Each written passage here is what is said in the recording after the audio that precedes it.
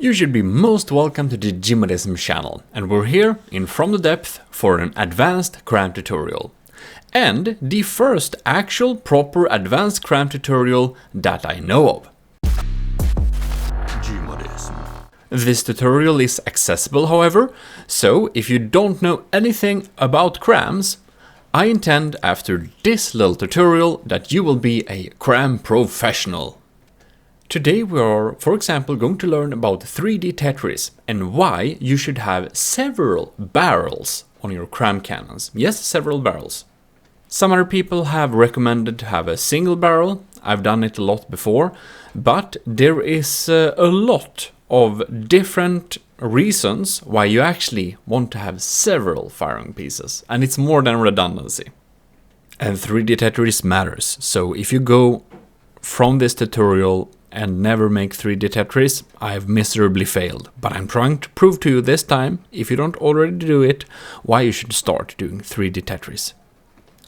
To begin, we're going to look a little bit at the components. And when we are building a CRAM cannon, it's important that we build it cost efficient.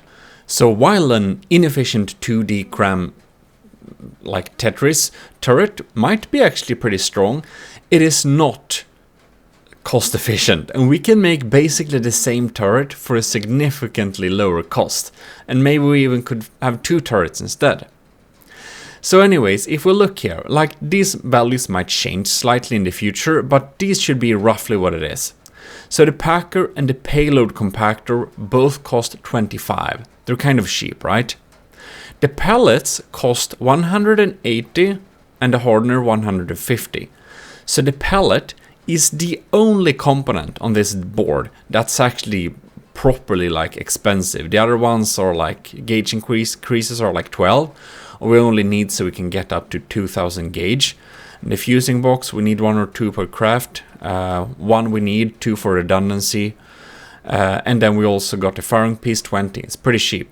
And the barrels cost 20 each, except the heavy ones that cost 40. So we basically want to minimize the use of pellets, and that means we want to connect up each pellets to 6 connections on each of the sides, or at least 5. That's also cool. With payload compactors, we don't need to have as many connections as we have to the pellets, because they only cost 25. So we can fit them in all places where we have like less than 5 connections. So, for example, in the less dense layer, which I'm going to show you with the Tetris, we can add a lot of payload compactors. And having a lot of payload compactors in the less dense layers actually make it so that 3D CRAM Tetris is pretty dense as well. The 2D Tetris is a little bit more dense, but it's not, you don't get the bang for the buck. If you do the 3D Tetris, you will get the bang for the buck. And some people say that if you use 2D Tetris, you can armor the turret better. But the difference in density of dealing damage is so small that the only reason why you would want to do 2D CRAM Tetris is because you're lazy. There is literally no other reason, because the 3D CRAM Tetris is almost as dense as the 2D CRAM Tetris. It's just harder to do, but it's better in every way. And you know, I'm not gonna hate on that. It's okay to be lazy. Like, From the Depth is a huge game, there is a lot to learn, but if you wanna make the best CRAM turrets, you need to do 3D, and I'm gonna prove it to you. Okay, so these are turret and turret well shapes. This is an 11 wide turret, and this is a 5 wide turret.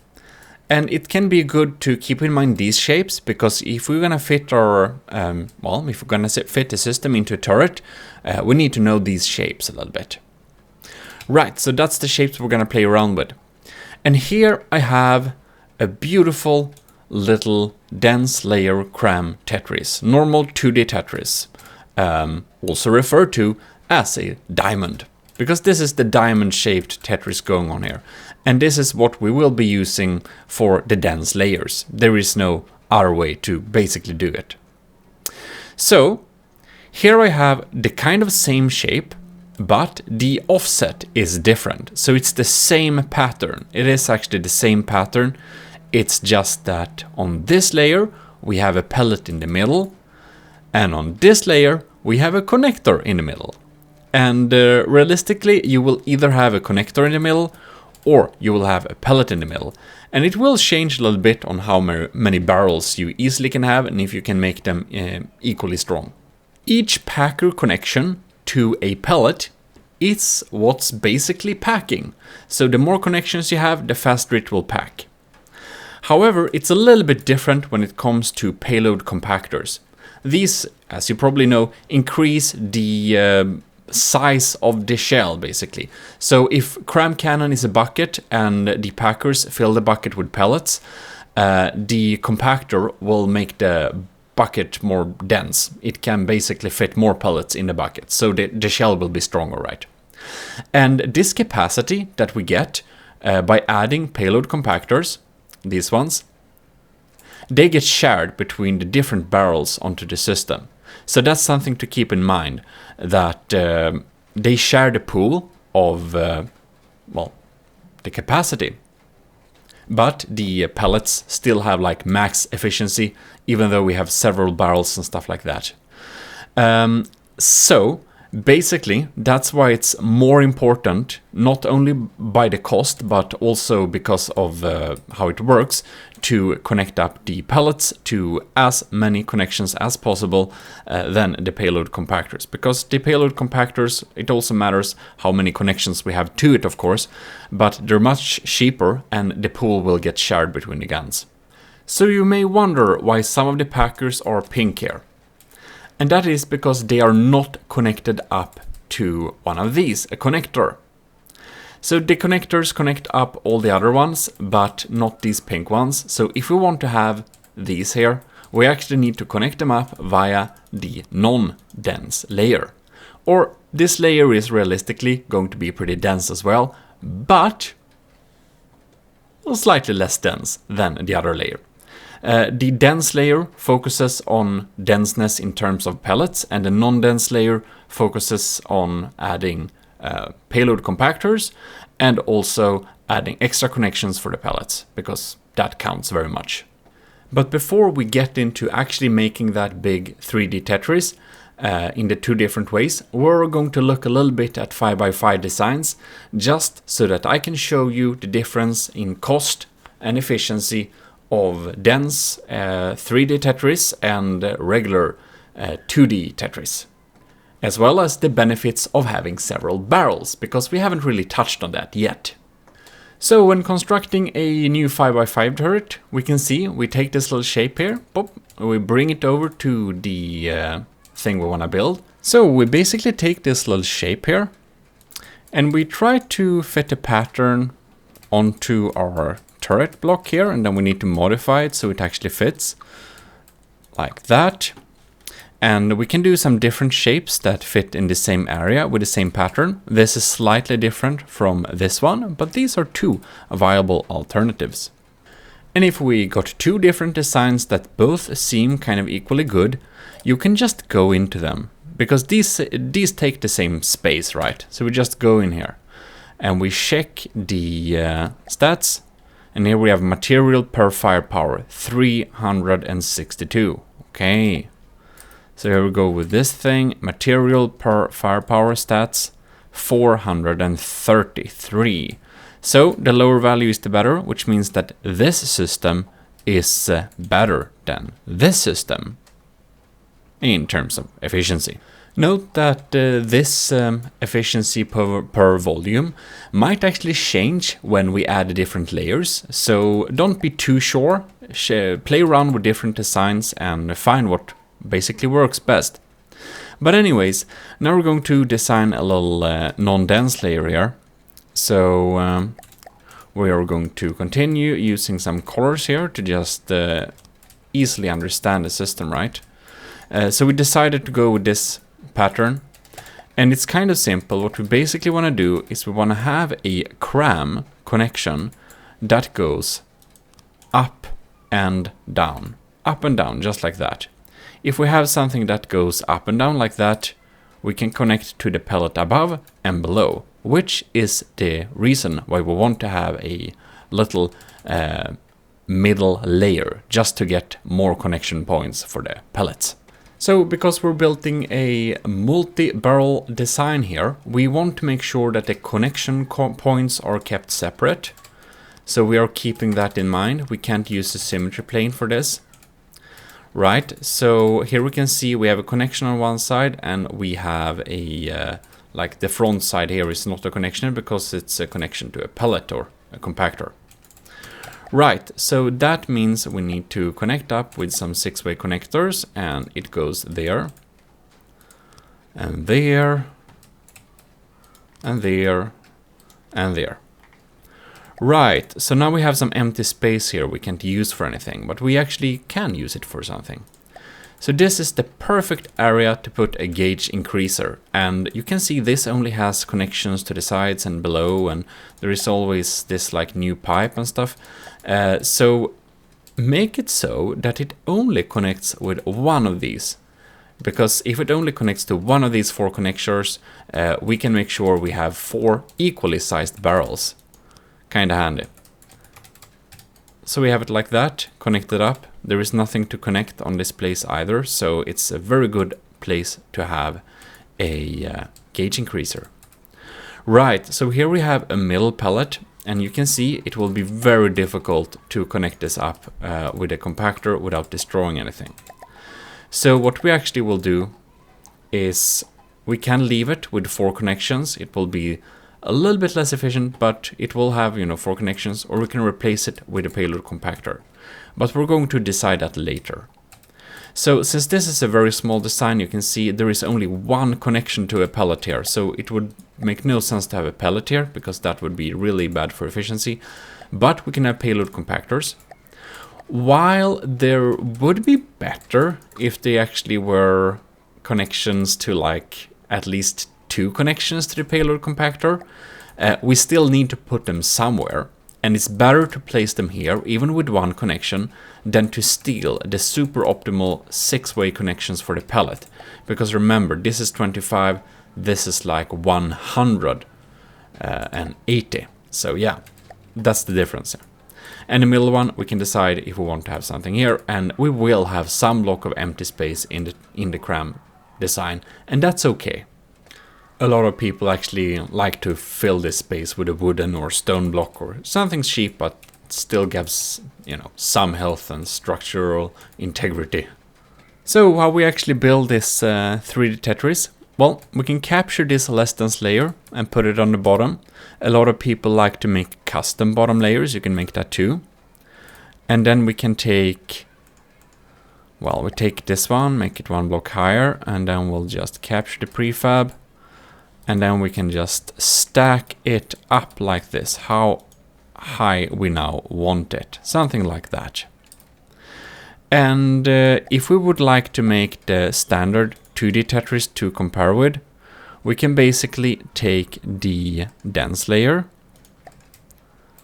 and just stack it up here, and we're going to try and compare these two, and we of course need to customize them a little bit here.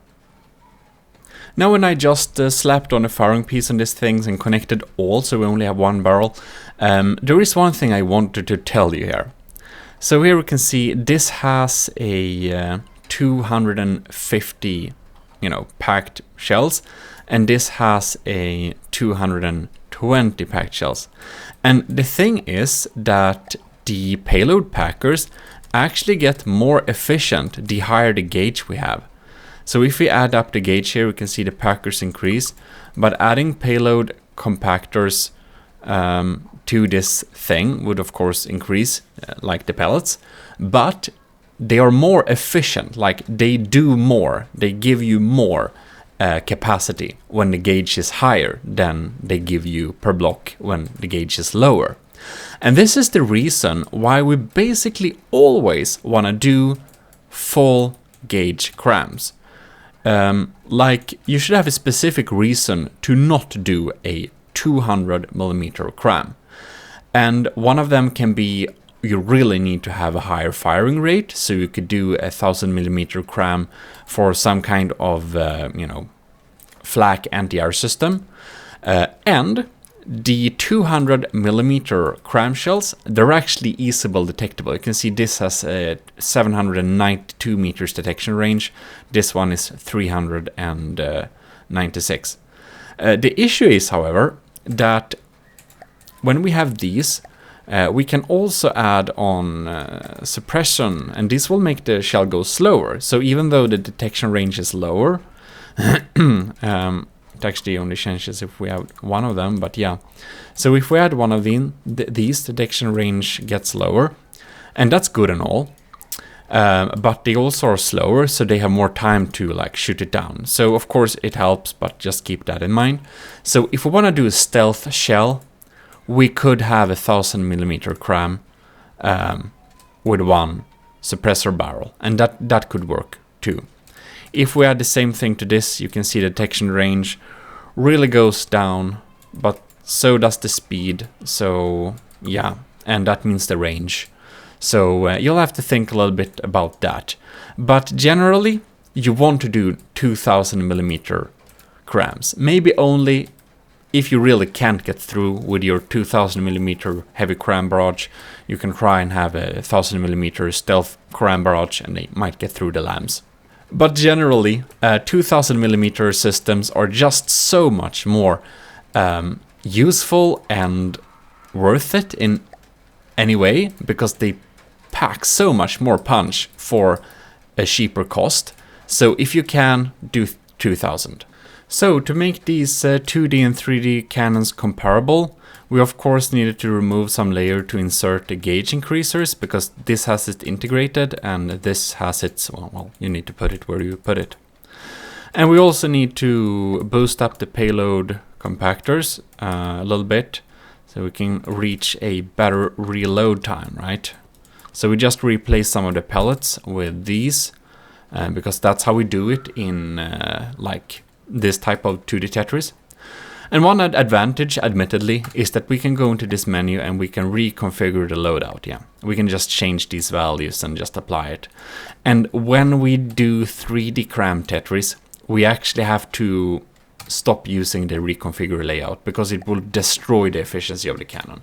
Like, if you accidentally reconfigure the loadout with the 3D CRAM Tetris, it's just scrap it, load a save of it. It takes too much time to fix. So that button basically destroys it for us. Anyways, so let's see if we can get this to the same 19 seconds. Let's add another one there. And here we go. 20, 21.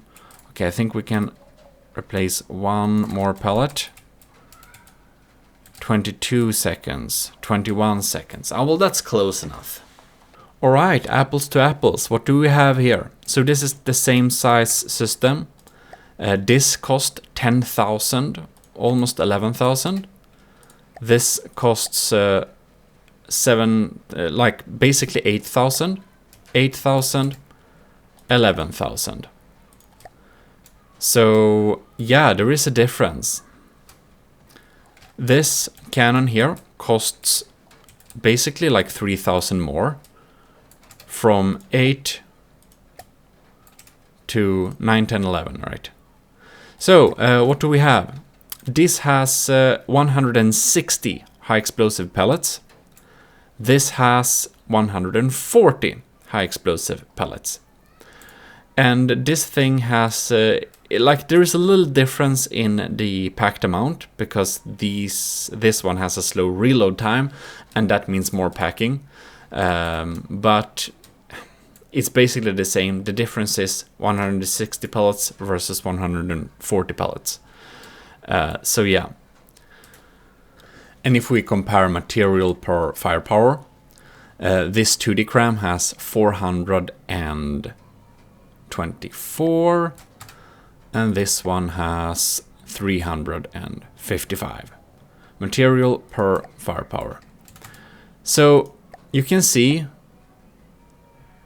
it's a tiny difference. It's a super small difference. Like it's not like 2D CRAM turrets are much more dense. They are not. They are a little bit more dense, but they're also too much more expensive. It is really worth it. Like it's a difference of 3,000. And like imagine if we make this turret a bit taller, so they cost the same. So we kind of add, so this is 8,000, so almost another half of this, so it will be this tall. It will be much more powerful than this thing for like the same cost. And of course, that's basically that. I hope that convinces you that 3D Tetris is the way to go. It's not much less dense. It's a little bit less dense, but the materials you win for doing that is substantial. So it's really worth it. Right, so now we're going to talk about multiple barrels. So this system can have multiple barrels. Of course, we need a firing piece for each gun we want to have on this thing. So we add a firing piece here and there. Not the most beautiful pattern, but here we have some different, and you can see they have the same value. Each reloads in 21.54 seconds. And this is the time we can make this like more efficient. Because there is a little thing I want to definitely show you, which is one of the big reasons why we want to have multiple barrels. And that is when we fire this CRAM cannon. Okay, let's fire this. You can see here, preparing packers. Pop. Now it started packing. So it took 6 seconds for it to prepare the packers. Which means, say we have a reload time of 6 seconds, like a packing time of 6 seconds. That would mean that it would pack 6 seconds and then it will cool down. The barrel would cool down another 6 seconds. And are we at main speed? Yeah. Whoops. If we look at this thing here. Oh god. Weird lag. So we can see these ones. They're packing. We're firing this thing. Is it ready to fire? It is. And it's preparing packers for 6 seconds. Yeah, and then it starts loading. So the loading time, we can see the reload time, 22.25 seconds. This is actually the barrel cooldown plus the packing time. So how long does it take to pack, and plus the cooldown of the barrel. And the cooldown of a gun of 200 millimeters is always 6 seconds. Which means, basically, that the faster the reload you have, the less time the packers actually spend packing. This means that CRAM cannons that reload fast are kind of inefficient, because a larger percentage of the time is spent cooling down the barrel rather than, or preparing the packers rather. A larger proportion of the time is spent preparing the packers than actually packing. So if it took 3 seconds to pack and we still have like a 6 second barrel cooldown, that would mean that we are not packing a lot of the time. We're mostly just waiting for the packers, which makes no sense. And the thing is, it is 6 seconds cooldown per 2000 millimeter barrel, which means basically if we have, say we have 10 barrels and the reload time for each of those barrels is like a lot, but together we can get like each of them would fire. If we would fire them with a delay, each of them would fire every 22 seconds. Then this barrel cooldown thing will be proportionally much lower, because each individual firing piece has a much larger proportion of their time spent actually packing and not waiting for packing. So basically, the slower your reload time is for a cram cannon, the more efficient the packers will be. But we come to a kind of it has a lot to do with like how slow do we actually want to fire. Like, you don't want to wait 2 minutes for every shot, just to keep those 6 seconds be a super small proportion of your guns, what your gun is doing. So basically, we could have several barrels and make them fire with a delay, so we could set up synchronization like that, minimum delay like whatever seconds you want here, and you could make them fire in sequence, so you kind of still get the same kind of fire rate, but you get it a little bit spread out and from different barrels, and then you will have a more efficient system just because you're not waiting for the packers to pack. That's nice and all. However,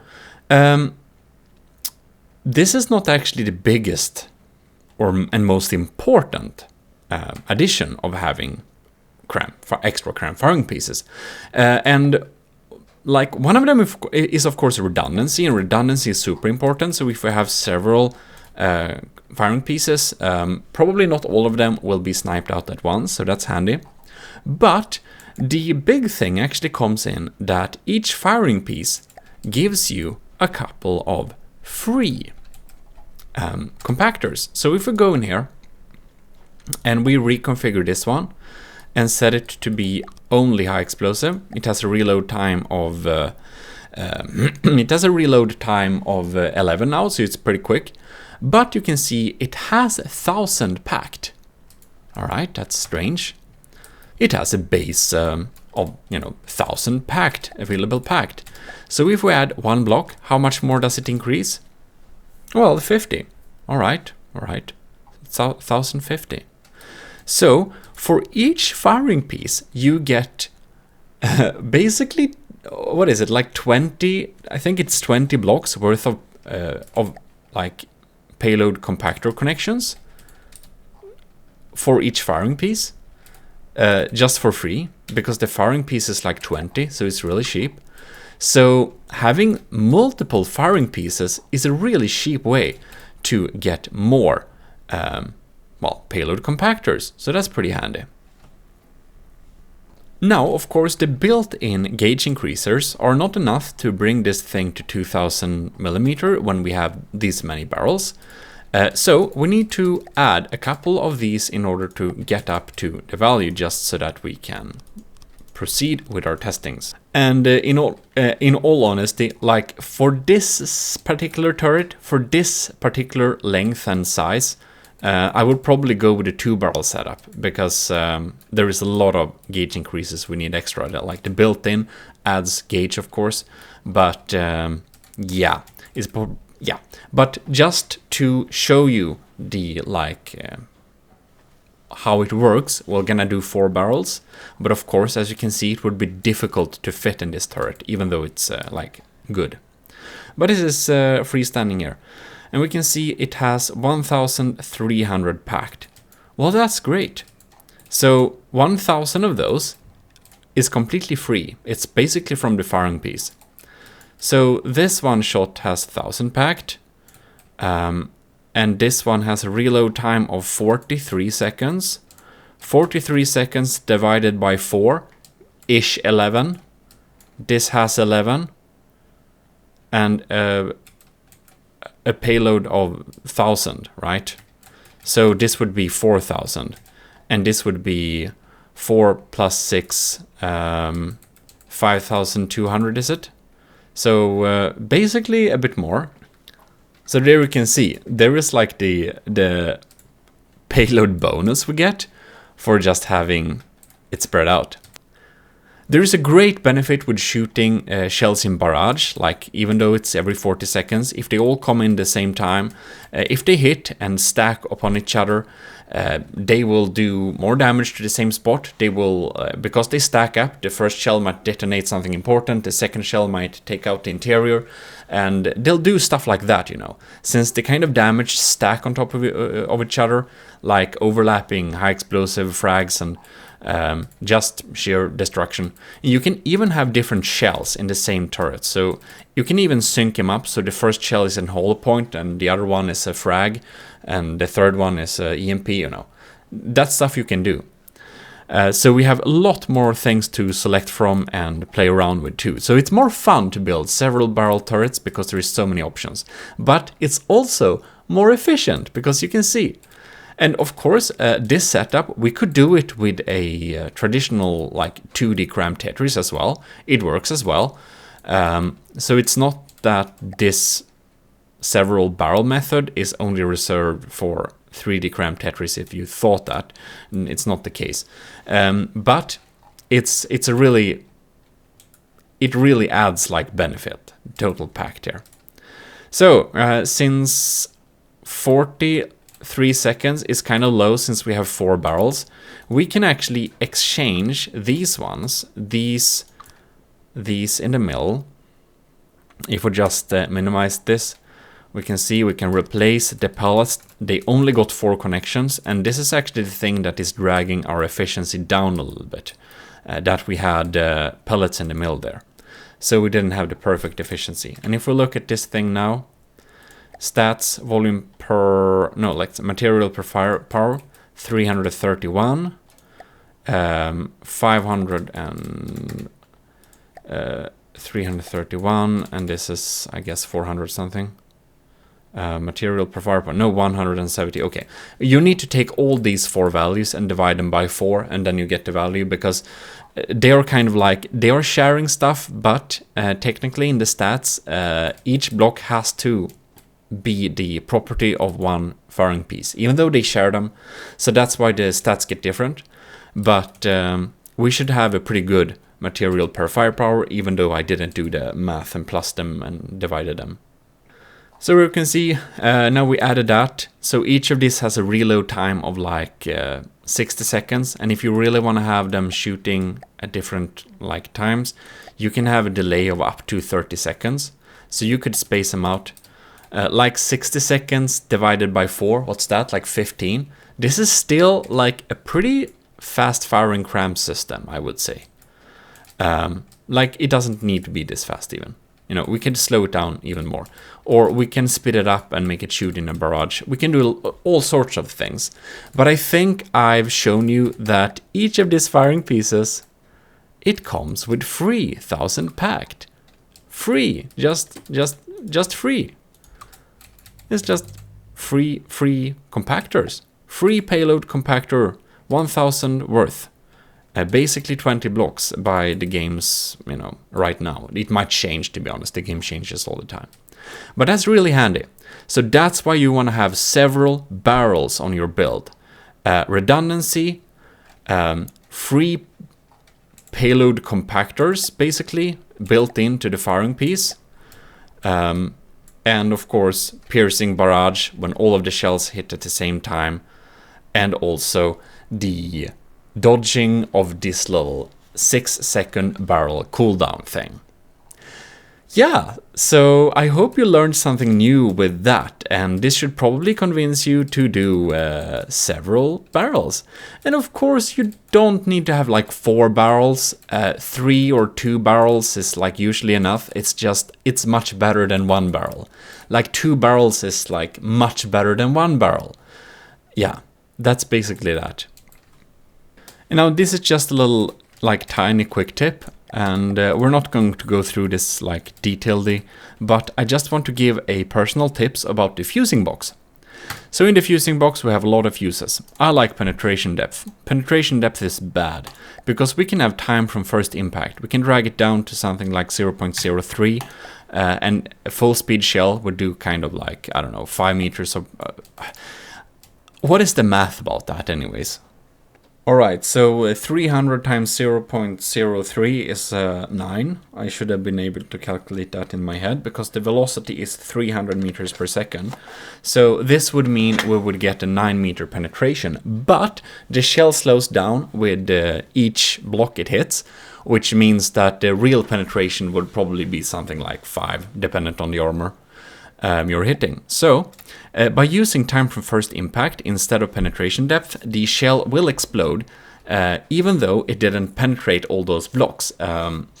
If it like bounced the block, it will still detonate a little bit away, so you can still do some frag, explosive, EMP damage, even though your shell actually bounced off.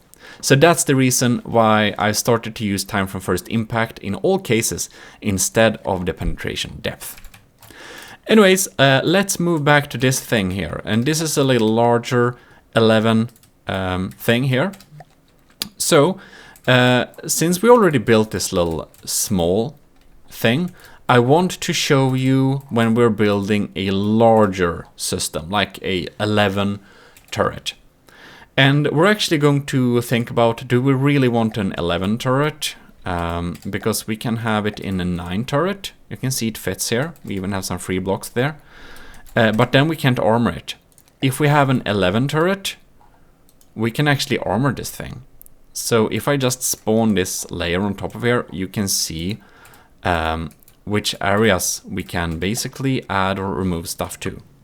So here we can see at these corners we can still fit something, right? Well, not that. And what would we fit here? Well, as you probably have learned by now, the optimal thing to put here is a payload compactor. And the same goes for this area. Here we also will have payload compactors. And in the less dense layer, we can actually, or the non-pellet dense layer, it's actually also a good place to fit in payload compactors if we want to. So we can just fit it here, there, and do like that. Beautiful. And the same for this. We're just gonna build these systems a little bit parallelly so you can see the different challenges you come up to if you choose to have a connector or if you choose to have a pellet in the middle. You saw from this system when we had a pellet in the middle, we actually got some dead blocks here and there, but you also saw that our statistics is still significantly much better than this thing, even though we have like 3 blocks there. Anyways, of course these are not comparable anymore because we changed them so much, but you know, before when we actually compare them. Right, so there we go. And now comes the little thing, the challenge to put these payload packers with a connection up and down that actually will hit the pellet below. And we'll need to find a way to connect them up as well. And we can do a lot of different ways of connecting them up, but that's basically what we need to do. And for this thing, we can probably use a symmetry plane and just play around a little bit where we want these blocks to be. And you might need to design some different areas here and there until you find something that's like good enough. And here we can see we have a 2 connection here in the middle, and we can't turn this around so that we get the 3rd connection, because then we lose the pellet connection, and that's the thing that's more important.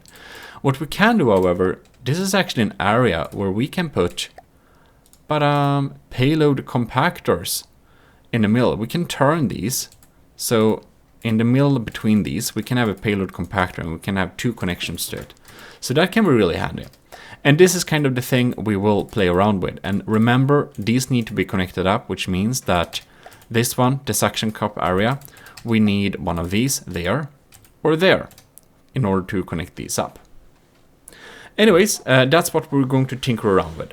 Alright, so I made this little interesting pattern here, and I made sure to connect up each pellets from up and down, and also made sure to at least kind of see a way to connect them up. This is quite important, of course. So now we will begin with trying to do also like connecting them up. And here we can see we have a 3 pellet connection there. We could have a pellet or we could have a compactor, probably a compactor if we want to be more efficient.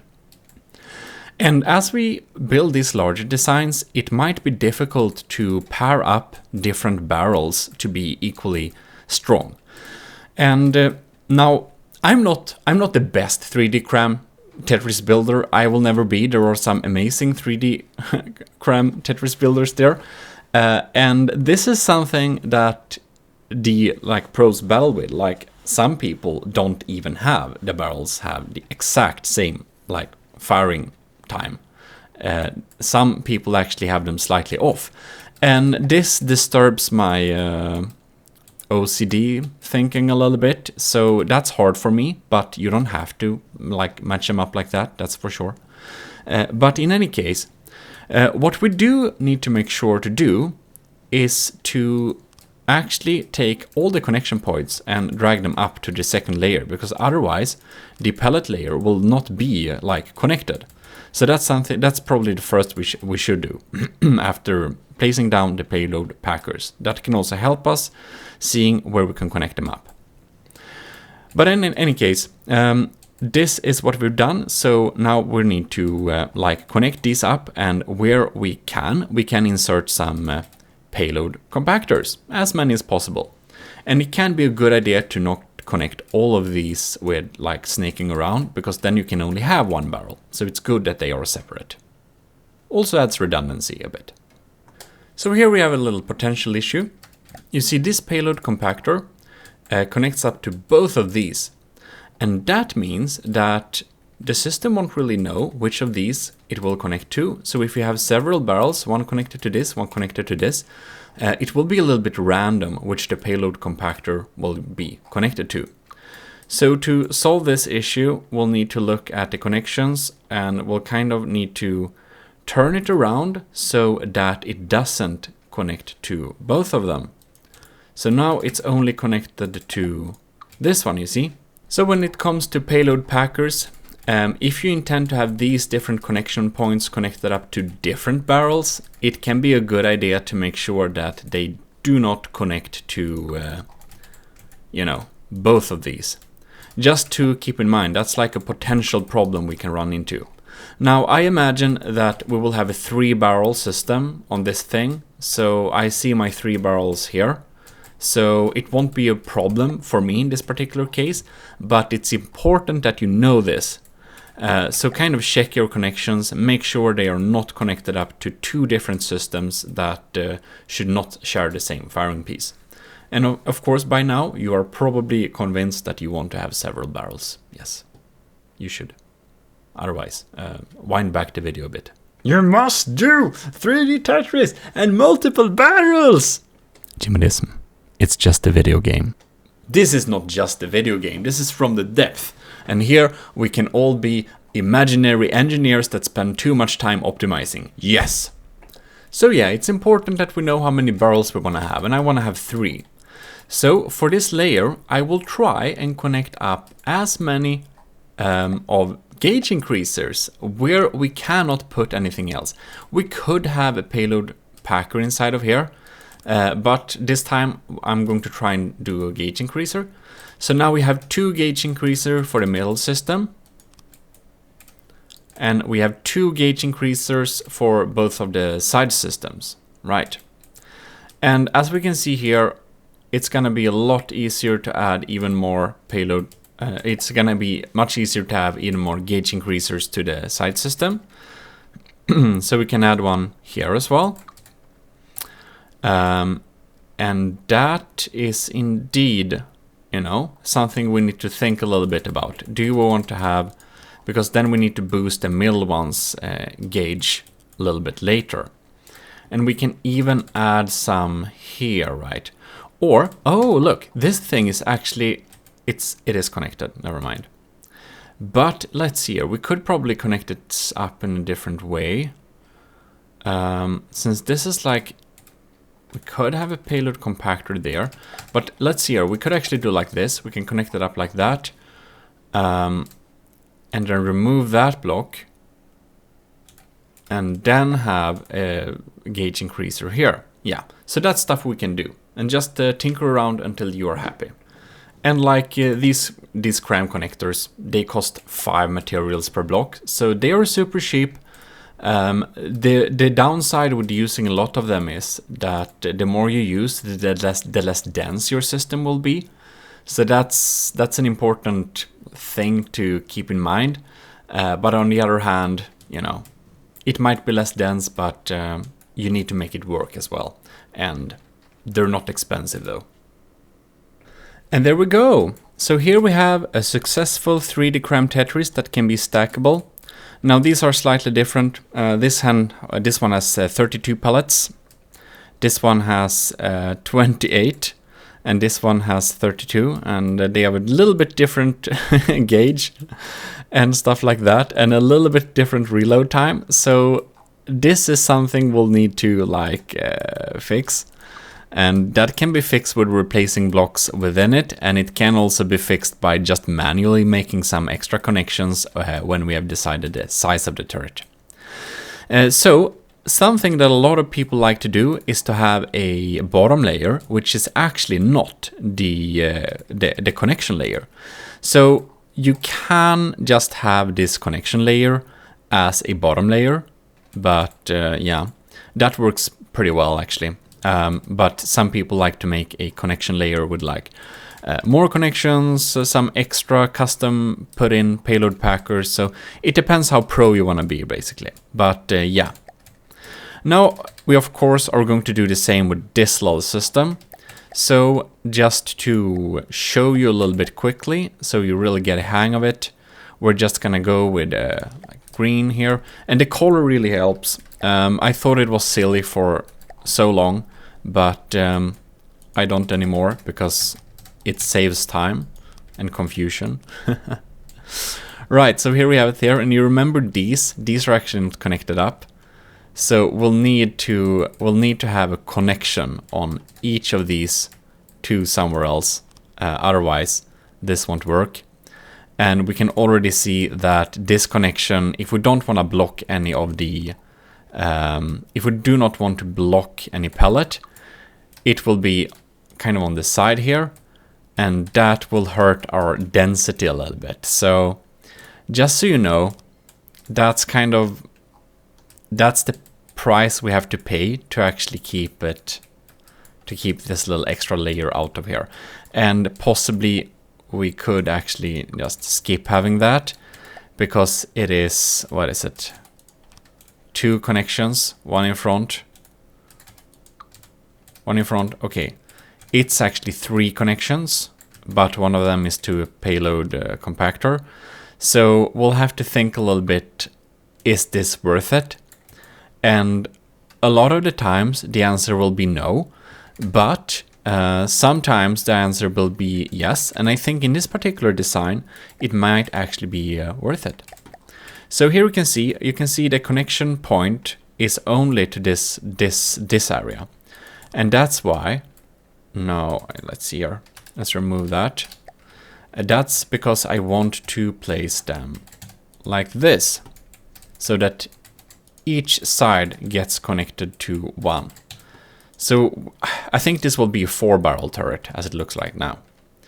And here you can also see this is like the perfect area to connect up down pellets here.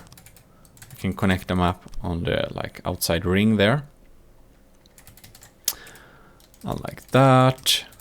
And I should probably have them in the same geometry as the other ones, so I'm going to fix that. But that's the principle, but I'm just going to do the little work and I'll be back.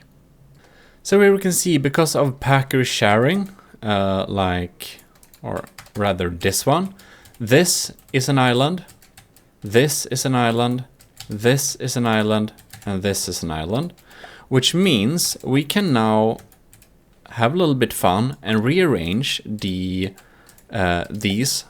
packers in an order so we can actually get as many connection points to one space as possible within the island. And doing this will allow us to add a payload compactor there. Very nice. So I will align the rest like that. Alright, and now that's done again, and this little middle packer or this little middle pellet I replaced with a payload compactor. And this is because just we won't be able to make a easy 6 connection on this thing without making them unbalanced. So we're going to use this space instead to add some, you guessed it, gauge increasers. We need to integrate these as well to have a nice efficient system. And here we only have one payload packer, and we don't have very many gauge increasers going on there, so we can have gauge increasers here as well. And of course, we don't need to use this corner all along. It's just that it's easiest to not accidentally make a mistake with a corner, since they add as much gauge as the other pieces. And it's easier to not make a mistake because they have fewer connection points. Very handy. Now we get a little dead space in the area, and we could actually have a functional block here. Like we could have a payload compactor, have a thing that connects that up and do like that. That could work, and then we could rotate the design like 90 degrees every time we spawn it, and then we would gain some gauge and stuff. And there is a limit on how lazy I am, so that's my limit. I'll just place a wooden block there, and yeah. So this should be a nice setup for a 4 cannon. So if we connect up like each of these islands, it should hopefully work. And one thing to check if it does work or not is of course adding firing pieces and see if they are equal. So here we have 4 shots and 22.26, 22.26, 22.26. And if you did a mistake, you know what you can do? You can do like this. Take this force out of place. Take this force out of play, take it into play, and check the values again. And if they are still cool, like you did a good job, congratulations. If this one is unequal from this one, we would have made a mistake. These were different from the beginning. If any of these would have been different from any of the other, we would have been making a mistake. But we didn't. So that's really great. And this design we can basically take, like we did with this one, and make a layer and a B layer, or make a double slab layer that we just stack on top of each other. That's probably smarter. And we have a good base for CRAM Tetris. And if we want to know the efficiency of these things, we actually need to make some turrets out of this, because we want to have several layers stacked, otherwise we can't see the values. And we just put on one barrel on there, because otherwise it's hard to calculate. It's not hard, but we're lazy. So again, capture this prefab, capture the non-dense layer, slap it on there. Then we can take the pellet dense layer, slap it on there. And now we can basically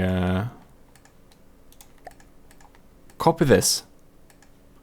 Just do like that. Capture prefab. And stack them up like that to a height that should be good enough. Okay. Then we do the same to compare them. And there we go. Both of these systems are completed and connected up, and they are of the same size. So which one of these is best? Well, turns out I did a great job. Look at this. When we go up in size, the CRAM Tetris really starts to matter a lot more. See the CRAM settings, stats, I mean. Material per firepower, 307. That's pretty good, I think. And it has, well, it has 696 pellets. This one has 672 pellets. This one has a material per firepower of 305. And this is 307. So this is slightly more efficient. And this is slightly more dense. Not a big difference. I must say I'm a little bit surprised that this one is slightly more dense, because you saw we added a lot of connectors here, but it didn't matter that much for density. This one fires a powerful shell, and so does this one. And well, they both have a decent material use per second, and these are both really formidable weapons. One can be a super nice 3-barrel system, and the other one can be a super nice 4-barrel system. So whatever you feel like. And one that can be a 4-barrel system can of course be a 2-barrel system as well, with you know, really handy. So I hope that this has helped you learning some CRAM Tetris. And if it did, I definitely think you should subscribe and check my other tutorials in my tutorial playlist. And yeah, so now I guess we will both be doing several barrels and 3D CRAM Tetris. Anyways, thanks a lot for watching. This has been your host, Jimodesm, and I want to specially thank Iron Fist 95 for teaching me most of the new things I know about CRAM Tetris. And also, thanks a lot to people in the comment section who given me some good CRAM tips that I could test out and confirm. So, thanks a lot. This is your host, Jimodesm, and I'm signing out.